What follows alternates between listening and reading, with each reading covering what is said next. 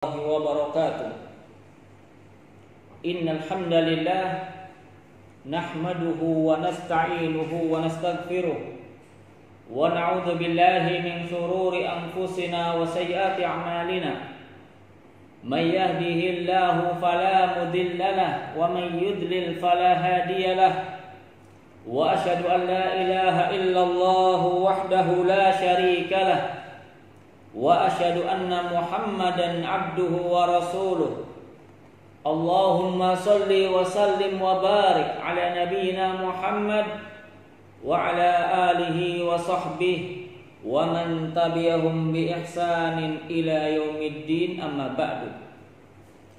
Ikhwani wa akhwati, a'azani Allah wa iyyakum jami'an. Para santri dan santriwati SMP Tahfidz Al-Ittiba' yang semoga dirahmati dan diberkahi Allah Subhanahu wa taala. Pada pertemuan siang hari ini kita akan belajar bersama-sama memahami tentang suatu perkara yang sangat penting bagi kita semua, muslim dan muslimah. Perkara yang berkaitan dengan masalah akidah dan manhaj yang wajib diketahui dan dipahami serta diamalkan oleh kita semua, yaitu tentang kewajiban berittiba kepada Rasulullah sallallahu alaihi wasallam dan keutamaannya. Inilah yang akan menjadi pembahasan kita pada pelajaran kali ini. Kewajiban dan keutamaan berittiba kepada Rasulullah sallallahu alaihi wasallam. Sebelum kita menjelaskan tentang hukum berittiba kepada Nabi SAW serta keutamaan-keutamaannya yang akan didapatkan oleh seorang hamba di dunia maupun di akhirat, maka terlebih dahulu kita ingin menjelaskan tentang apa yang dimaksud dengan berittiba. Ma makna al-ittiba'? Di dalam bahasa Arab, al-ittiba' artinya mengikuti. Al-ittiba' secara bahasa artinya mengikuti. Sedangkan menurut istilah syar'i, al-ittiba' artinya apa? Upaya seorang muslim dan muslimah mengikuti tuntunan dan petunjuk Nabi Shallallahu Alaihi Wasallam dalam setiap perkara agama, baik dalam hal yang berkaitan dengan perkara akidah, ibadah, akhlak dan adab maupun muamalah. Inilah yang disebut dengan al-ittiba'. Jadi makna ittiba' secara syar'i adalah upaya seorang muslim mengikuti petunjuk dan tuntunan Nabi Muhammad sallallahu alaihi wasallam, baik dalam perkara akidah atau ibadah atau akhlak dan adab maupun muamalah serta perkara-perkara agama yang lainnya. Setelah kita mengetahui tentang makna ittiba', maka kita lanjutkan dengan pelajaran berikutnya, yaitu tentang hukum berittiba' kepada Nabi Muhammad sallallahu alaihi wasallam. Apa hukum seorang muslim mengikuti petunjuk dan tuntunan Nabi Muhammad sallallahu alaihi wasallam dalam setiap perkara agama? Dijelaskan oleh para ulama berdasarkan dalil-dalil syar'i dari Al-Qur'an maupun As-Sunnah An-Nabawiyah As-Sahihah, bahwasanya hukum berittiba' kepada Nabi Muhammad sallallahu alaihi wasallam adalah fardu ain. Fardu ain. Apa itu fardu ain? Fardu ain adalah wajib atas setiap muslim dan muslimah. Wajib dilaksanakan oleh setiap individu muslim dan muslimah, apakah laki-laki atau perempuan, orang kaya atau miskin, orang yang berilmu maupun orang awam yang jahil, pejabat, penguasa, pemerintah maupun rakyat, semuanya wajib untuk mengikuti petunjuk dan tuntunan Nabi kita Muhammad sallallahu alaihi wasallam tanpa kecuali. Dalil yang menunjukkan bahwa hukum berittiba kepada Nabi Muhammad sallallahu alaihi wasallam adalah fardu ain atau wajib adalah salah satunya firman Allah Subhanahu wa taala di dalam surat Ali Imran. Surat apa? Ali Imran ayat 31. Allah berfirman, "Qul in kuntum tuhibbunallaha fattabi'uni yuhibbukumullahu wa yaghfir lakum dzunubakum." Katakan hai Muhammad, jika kalian benar-benar mencintai Allah, maka beritibaklah kepadaku, ikutilah tuntunanku dan petunjukku. Niscaya Allah akan mencintai kalian dan Allah akan mengampuni dosa-dosa kalian. Ini salah satu dalil syar'i dari Al-Qur'anul Karim yang menunjukkan wajibnya berittiba, mengikuti petunjuk Nabi Shallallahu Alaihi Wasallam dalam setiap perkara agama bagi individu muslim dan muslim.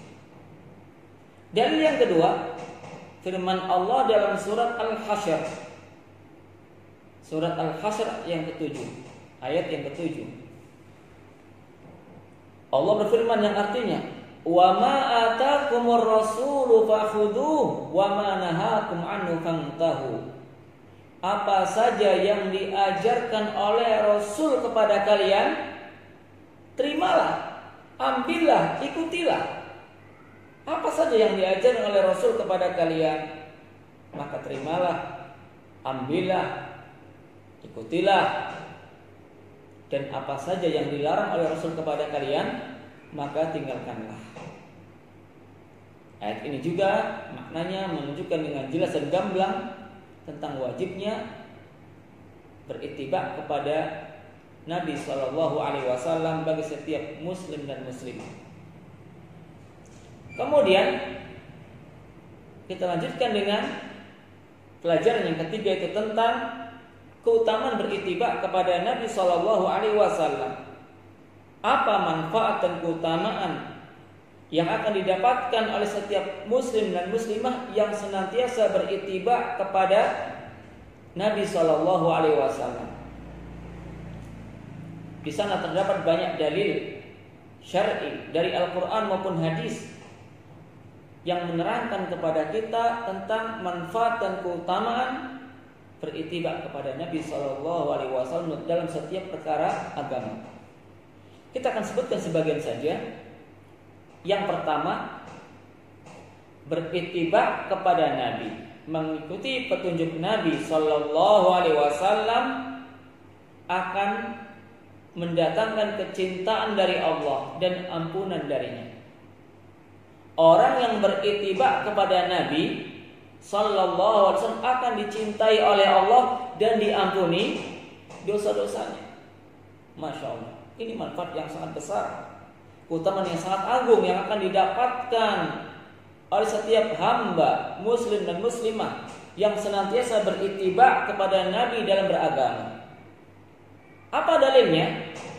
Firman Allah yang sudah kita bacakan tadi di dalam surat Al-Imran ayat 31, yaitu Qul in kuntum tuhibbunallaha fattabi'uni yuhibbukumullahu wa yaghfir lakum dzunubakum.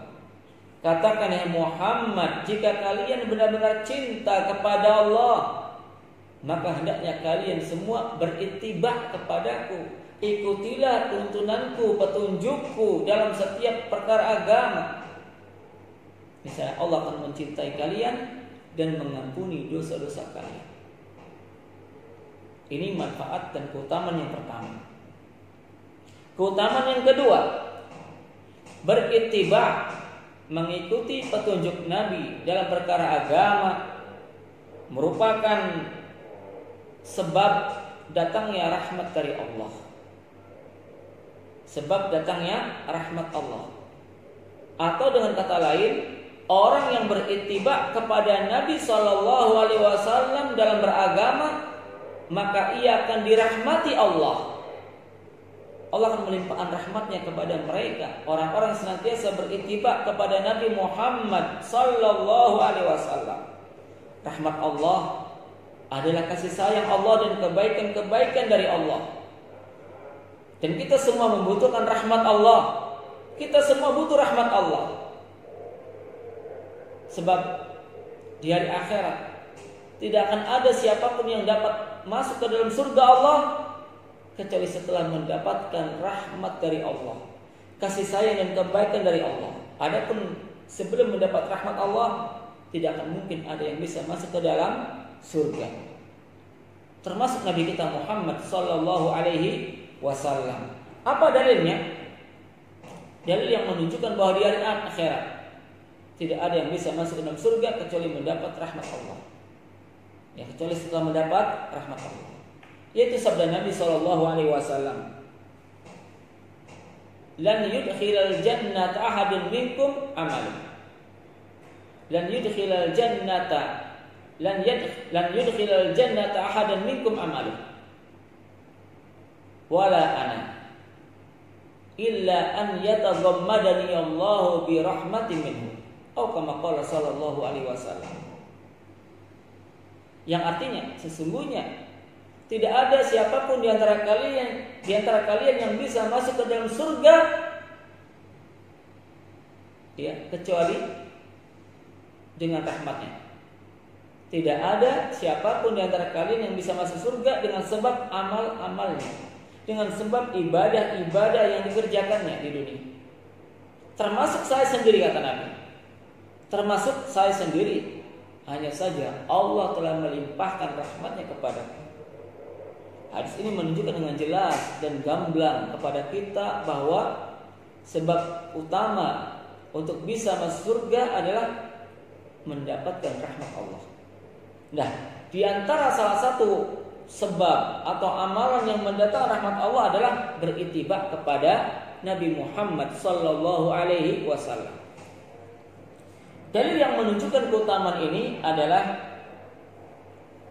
firman Allah di dalam surat At-Taubah. Firman Allah dalam surat At-Taubah ayat 71. Allah berfirman, "Wal mu'minuna wal mu'minatu ba'duhum awliya'u ba'd, ya'muruna bil ma'ruf wa yanhauna 'anil munkar wa yuqimuna sholata wa yuti'una Allah wa rasulahu ulaika sayarhamuhumullah. Innallaha 'azizun hakim." Yang artinya orang-orang yang beriman laki-laki maupun perempuan. Orang-orang yang beriman laki-laki maupun perempuan. Sebagian mereka adalah pelindung dan penolong bagi sebagian yang lain. Apa ciri dan sifat mereka? Orang-orang yang beriman laki-laki maupun perempuan, mereka senantiasa memerintahkan kepada yang ma'ruf dan mencegah dari yang mungkar. Mereka senantiasa mendirikan sholat dan menunaikan zakat. Dan mereka senantiasa taat kepada Allah dan kepada Rasulnya. Lihat, mereka senantiasa taat kepada Allah dan taat kepada Rasulnya. Berarti mereka punya sifat ittiba, berittiba kepada Nabi. Maka kata Allah, mereka adalah orang-orang yang akan dirahmati oleh Allah. Orang-orang yang akan dirahmati oleh Allah. Innallaha 'azizun hakim. Sesungguhnya Allah zat yang maha perkasa lagi maha bijaksana. Inilah keutamaan yang kedua. Keutamaan yang ketiga, orang yang berittiba kepada Nabi SAW, maka amal ibadahnya akan diterima oleh Allah. Ittiba kepada Nabi merupakan sebab diterimanya amal ibadah. Ini keutamaan yang ketiga. Berittiba kepada Nabi merupakan sebab diterimanya amal ibadah. Berarti pemahaman sebaliknya adalah barang siapa yang beribadah atau beramal soleh tanpa beritibak kepada Nabi, maka ibadah dan amal solehnya ditolak oleh Allah, tidak sah, batal, dan ditolak oleh Allah, tidak diterima oleh Allah. Hal ini berdasarkan sabda Nabi SAW sebagaimana dalam hadis sahih riwayat Imam Muslim dari sahabat atau sahabiyah Aisyah radhiyallahu anha, salah seorang istri Nabi SAW, bahwasanya Rasulullah SAW bersabda dalam hadis yang masyhur dan antum semua sudah hafal, ya, karena hadis ini disebutkan dalam hadis Arba'in Nawawi dan antum sudah hafal semua. Yaitu sabda Nabi SAW, "Man 'amila 'amalan laisa 'alaihi amruna fahuwa raddun." Yang artinya barang siapa yang mengamalkan suatu amalan, barang siapa yang mengamalkan suatu amalan yang tidak ada tuntunannya dari kami, maka amal tersebut ditolak oleh Allah. Rad, ditolak, tidak diterima oleh Allah.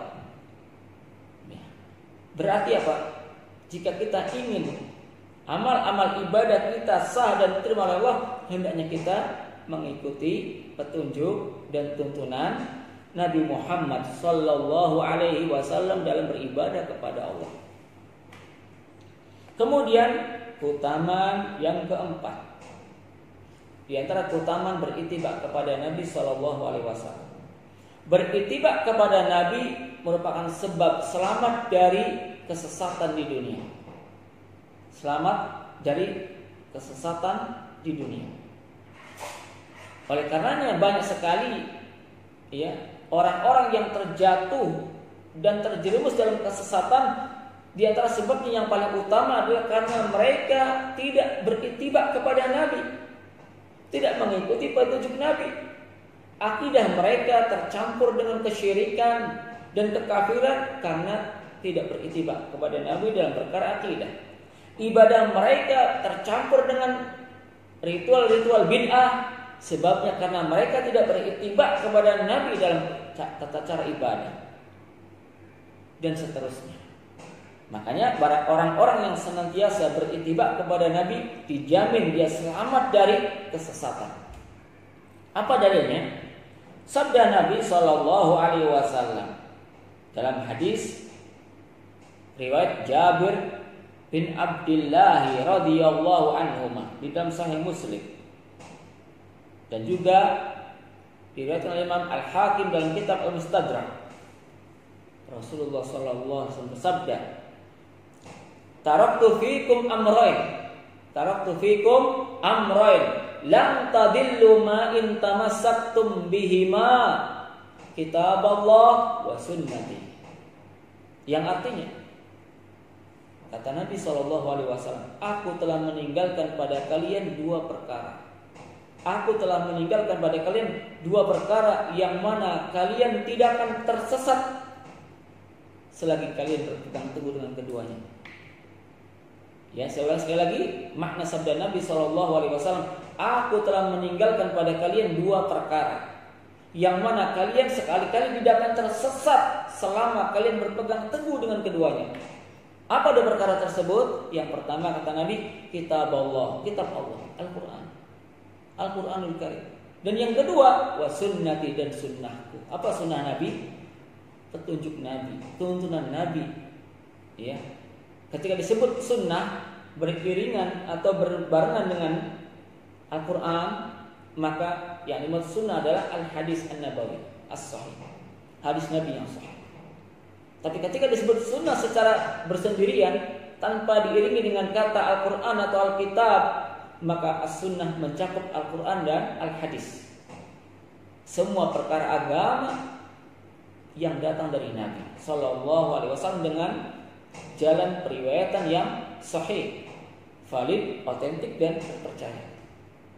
Nah, hadis ini menunjukkan dengan jelas dan gamblang bahwa Nabi memberikan jaminan pasti siapa saja dari umatnya yang berpegang teguh dengan Al-Quran dan As-Sunnah, yang senantiasa beritiba kepada petunjuk Nabi, maka ia akan selamat dari berbagai penyimpangan dan kesesatan. Kemudian keutamaan yang berikutnya, di antara keutamaan berittiba kepada Nabi Shallallahu Alaihi Wasallam, bahwa berittiba kepada Nabi akan mewujudkan persatuan umat Islam dan akan menyelamatkan dari berbagai perpecahan.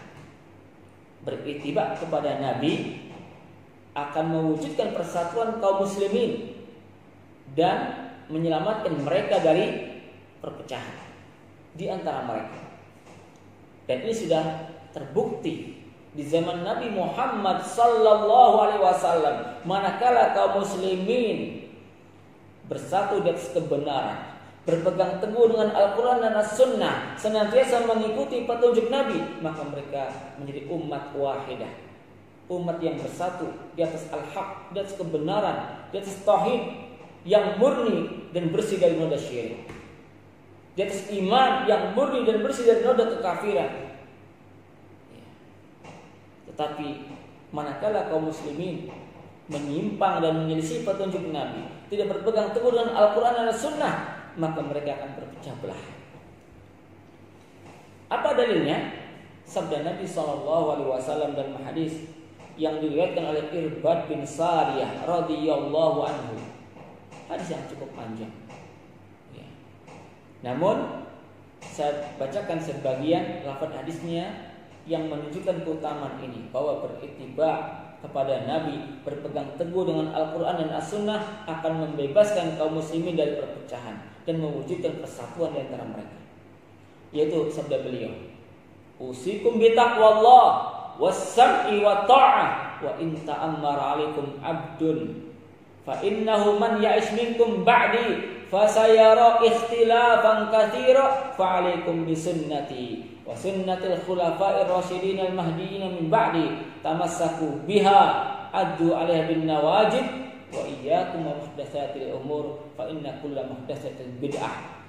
Yang artinya Nabi SAW bersabda, aku berwasiat kepada kalian. Siapa kalian di sini?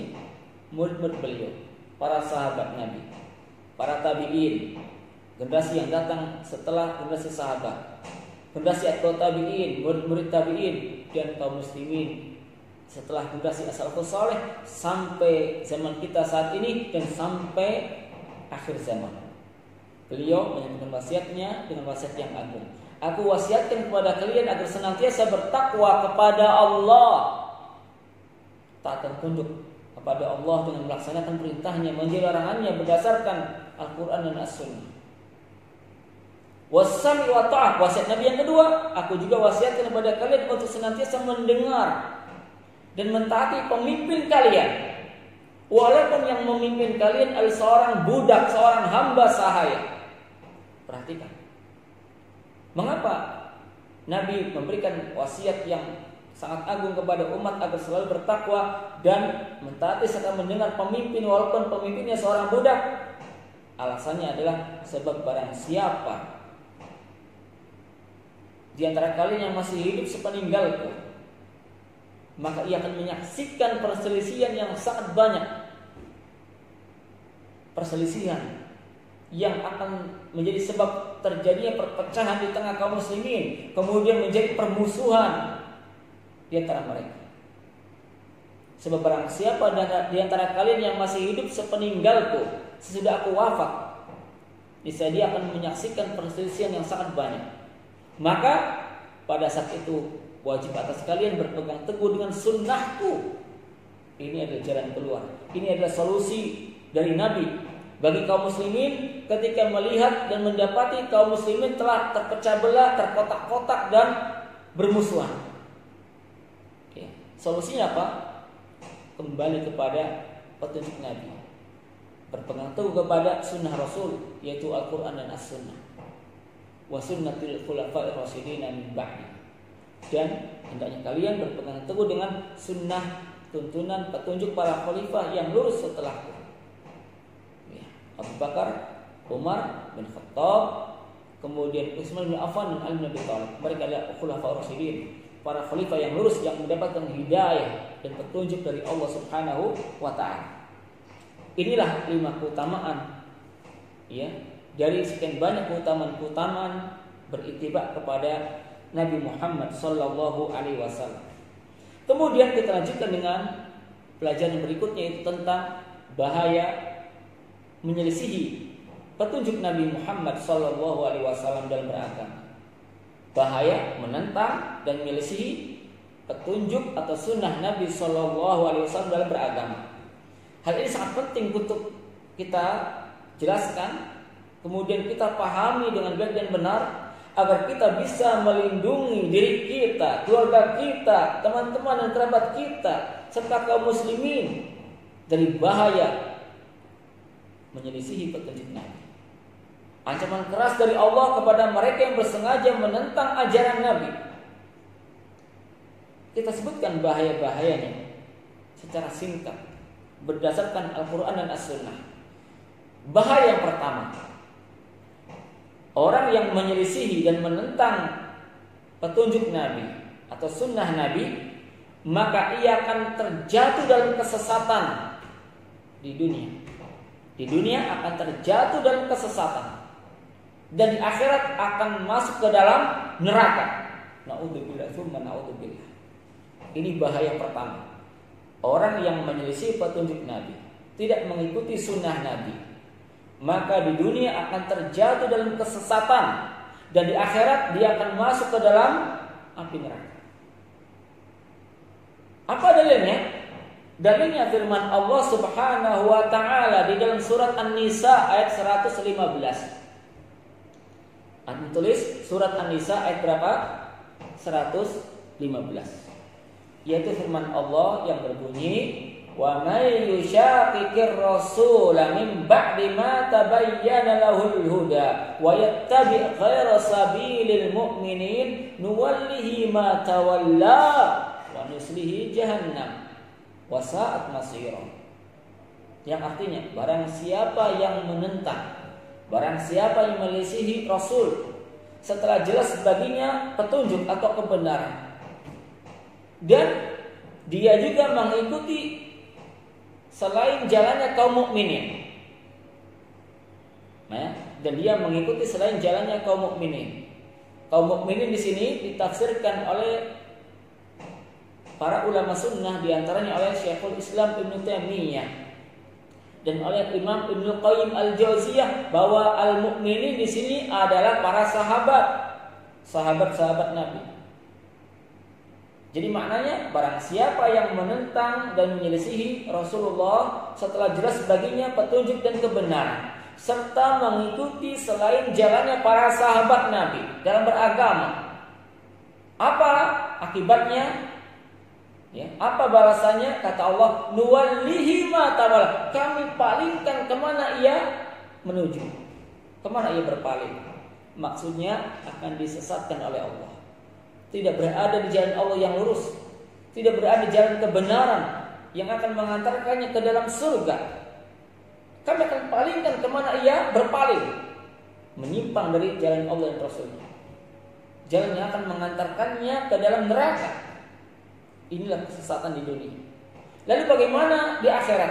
Balasan dari Allah, wa nuslihi jahannam. Dan kami akan memasukkan orang tersebut ke dalam neraka jahannam. Na'udzubillah. Ancaman keras dari Allah kepada orang-orang yang menentang sunnah Rasul, tidak mengikuti petunjuk Nabi, dan tidak mengikuti jalan hidup para sahabat dalam beragama. Di dunia akan disesatkan oleh Allah, di akhirat akan dimasukkan ke dalam neraka. Wasa'at masira, dan neraka jahannam adalah seburuk-buruk tempat kembali. Ini bahaya yang pertama. Bahaya yang kedua, menentang dan menyelisih petunjuk Nabi, tidak mengikuti tuntunan Nabi SAW, akan menyebabkan amal ibadah ditolak oleh Allah. Akan menyebabkan amal-amal ibadah ditolak oleh Allah.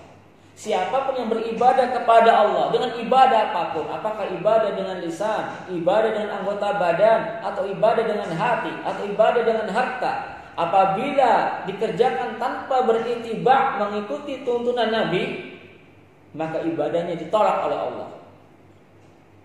Karena sebagaimana dalam pelajaran yang lalu, bahwa ibadah apapun akan menjadi sah, benar dan diterima oleh Allah apabila telah terpenuhi 3 syarat secara bersamaan, yaitu yang pertama Islam, yang kedua ikhlas lillahi ta'ala, yang ketiga ittiba'un Nabi sallallahu alaihi wasallam. Nah, barang siapa yang tidak mengikuti petunjuk Nabi, tidak beritiba kepada Nabi, maka amal-amal ibadahnya ditolak oleh Allah. Apa dalilnya? Sabda Nabi SAW dalam Sahih Muslim dari sahabiyah Aisyah radhiyallahu anha, dia berkata bahwasanya Rasulullah SAW bersabda, "Man 'amila 'amalan laisa 'alaihi amruna fa huwa raddun." Barang siapa yang mengamalkan suatu amalan, suatu amal ibadah yang tidak ada tuntunannya dari kami, tidak ada petunjuknya dari kami, dari Al-Quran dan As-Sunnah As-Sahihah, fa huwa raddun, maka amal tersebut ditolak oleh Allah Subhanahu wa ta'ala. Kemudian bahaya berikutnya, yang ketiga, bahaya orang yang tidak berittiba kepada Nabi, tidak mengikuti petunjuk Nabi, tapi bersengaja menentang dan menyelisihi ajaran Nabi.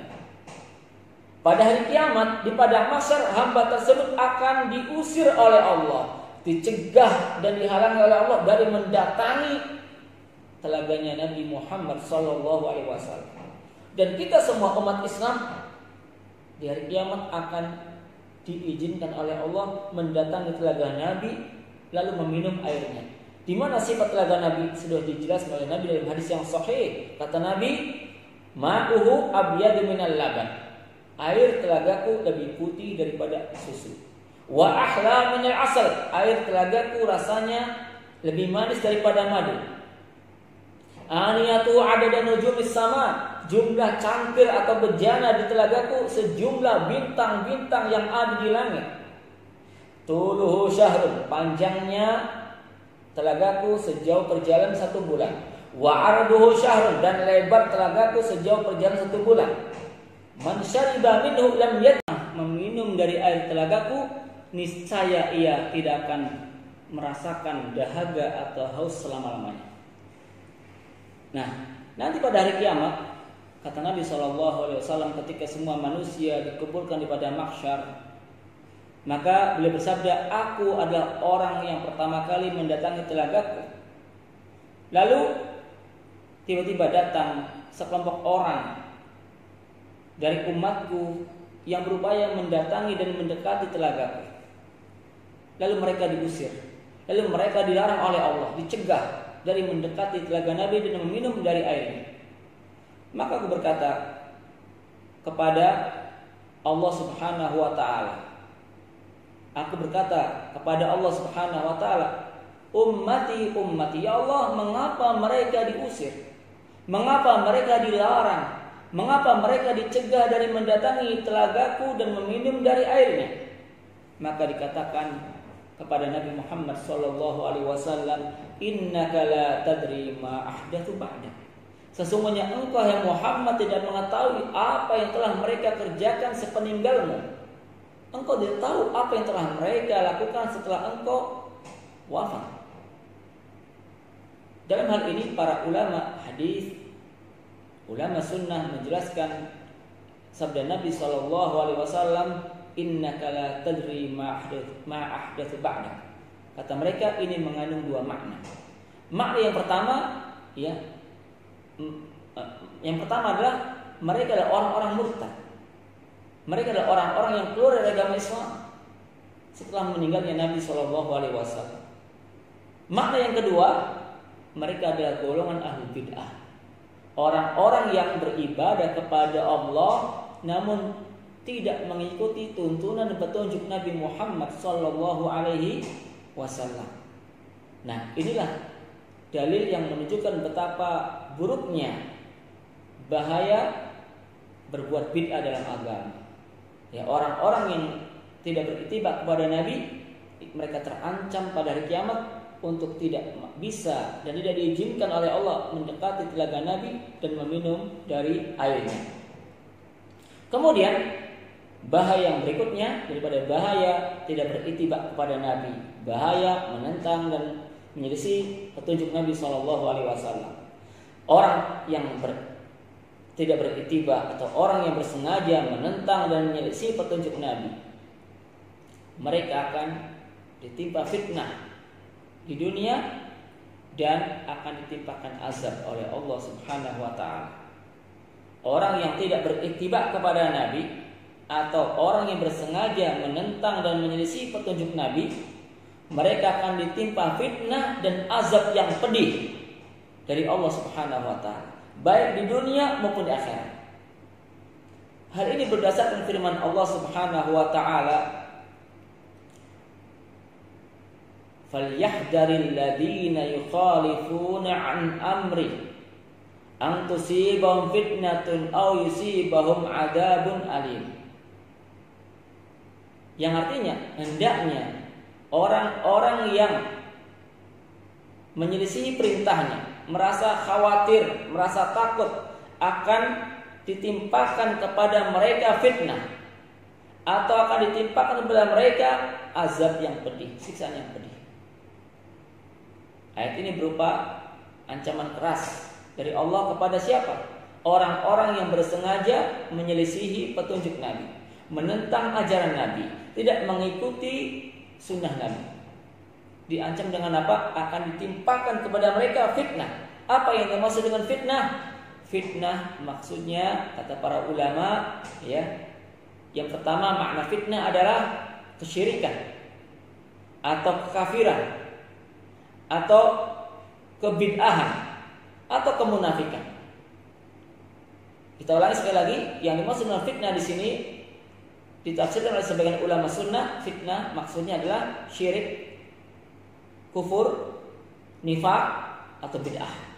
Jadi maknanya adalah hendaknya orang-orang yang menyelisih perintah Rasul merasa takut akan ditimpa fitnah ini, akan terjatuh ke dalam kesyirikan atau terjatuh ke dalam kekafiran atau kemunafikan atau kebid'ahan. Dan kenyataan menunjukkan demikian. Kebanyakan dari kaum muslimin mereka berbuat syirik, terjerumus ke dalam kemusyrikan pada Allah atau kekafiran kepada Allah, sebabnya karena tidak beriktibar kepada Nabi dalam perkara akidah maupun ibadah. Sebagian kaum muslimin terjatuh dalam kemunafikan dan kebid'ahan gara-gara mereka tidak beriktibar kepada Nabi dalam masalah akidah maupun ibadah. Ini ancaman keras. Sedangkan orang-orang yang selalu berpegang teguh dengan sunnah Nabi, mengikuti petunjuk Nabi dalam perkara agama, mereka selamat dari kesyirikan. Mereka akan diselamatkan oleh Allah dari kekafiran, selamat dari kemunafikan dan dari bid'ah. Ancaman yang kedua dari Allah yang sangat keras apa? Atau mereka akan ditimpa azab yang pedih. Azab yang pedih dari Allah, baik di dunia maupun di akhirat. Dan sudah terbukti kalau kita membaca sejarah umat-umat terdahulu di dalam Al-Quran maupun hadis Nabi yang sahih, ya, mereka umat-umat terdahulu dibinasakan oleh Allah, diazab oleh Allah, dihancurkan oleh Allah, ditenggelamkan dalam banjir besar, ya, atau diratakan tanah rumah-rumah mereka, lalu dimasukkan dalam tanah gara-gara apa? Tidak taat dan tunduk kepada Rasul yang Allah utus kepada mereka, tidak beriman, tidak mengikuti petunjuk Nabi dan Rasul yang Allah utus kepada mereka. Bagaimana nasib kaum Nabi Nuh, kaum Nabi Hud, kaum Nabi Saleh, kaum Nabi Syuaib? Allah binasakan mereka. Itu di dunia, belum lagi di akhirat.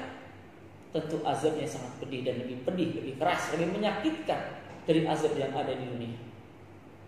Kemudian di zaman Nabi SAW pernah terjadi pada orang-orang yang meremehkan atau bersengaja menentang ajaran Nabi. Mereka dipermalukan dan dihinakan oleh Allah di hadapan Nabi dan para sahabat Nabi. Disebut dalam sebuah riwayat, ada seseorang yang bersengaja makan di depan Nabi dengan tangan kirinya, dengan tangan kiri, tidak menggunakan tangan kanan. Padahal dalam Islam, ya, di antara adab makan bagi seorang muslim dan muslimah adalah wajib menggunakan tangan kanan, dengan tangan kanan. Apa hikmah dan tujuannya? Dalam rangka menyelisihi kebiasaan setan yang makan dengan tangan kiri.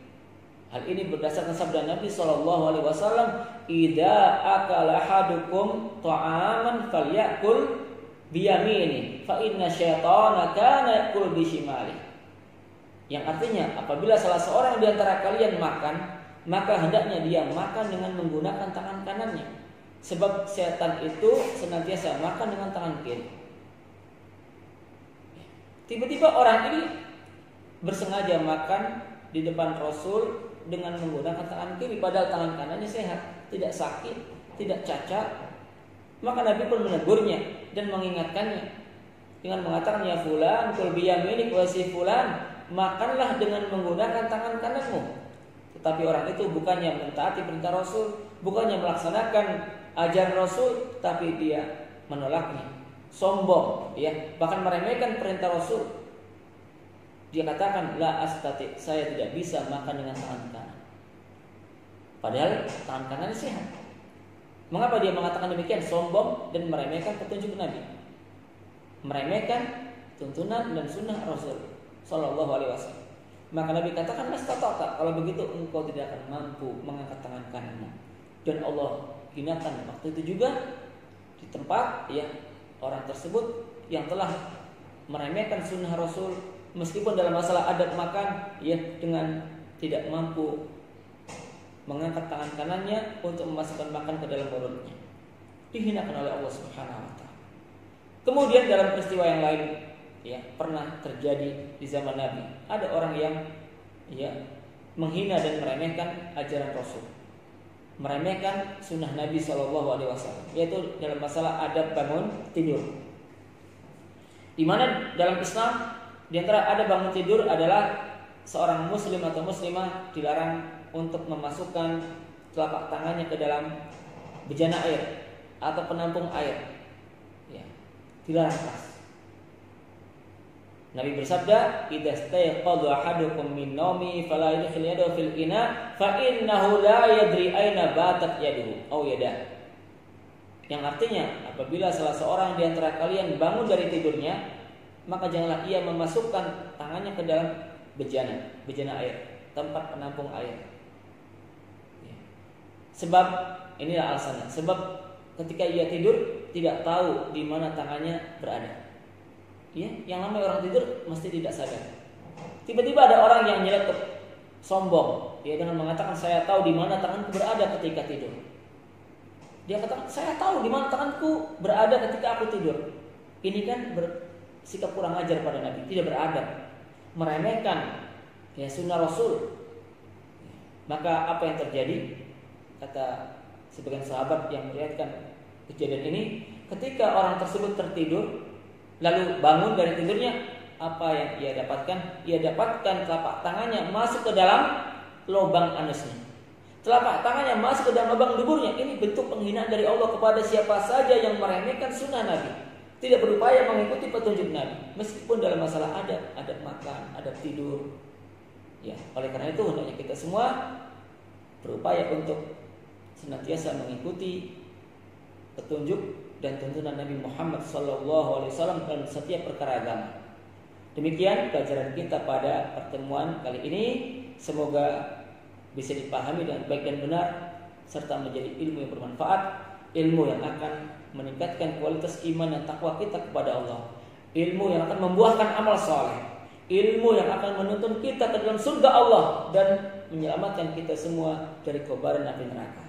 Allahumma alimna ma yanfa'una wanfa'na bima 'allamtana wa zidna ilman nafi'a wa sallallahu wa sallam wa barak ala nabiyyina Muhammad wa akhiru da'wana alhamdulillahi rabbil alamin. Wassalamualaikum warahmatullahi wabarakatuh.